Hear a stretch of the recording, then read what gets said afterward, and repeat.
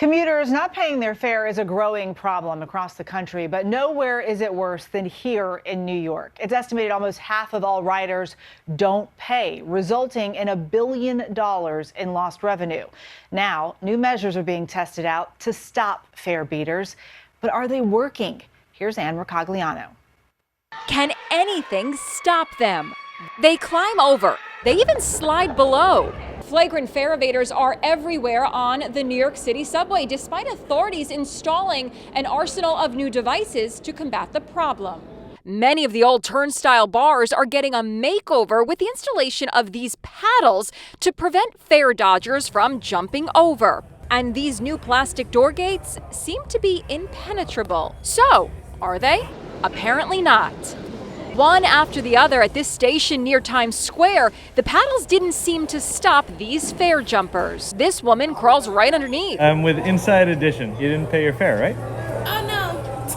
And those plastic door gates? We watched as these fare evaders outsmarted the gates. Their trick? The first guy pays the fare while the two behind slide past before the gates close. You guys paid the fare? No. But at least they got kicked out by cops. These subway riders are already making a mockery of the plastic gates by filming fare-beating hacks and posting them online.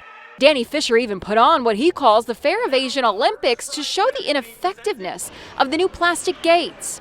We're here for New York City's very first Fare Evasion Olympics. In this event, these contestants scale the gates.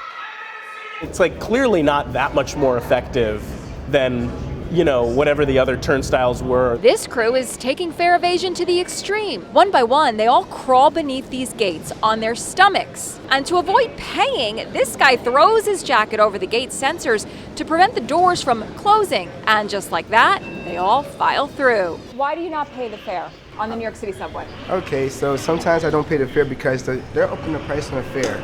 Right now it's up to $3, but there's a lot of bad things that's happening on the train, like as far as the service, the times when the train comes, there's a lot of homeless people on the trains, sleeping, people are getting hurt. To top it off, he grabbed a pink scooter, slid right underneath, and off he goes.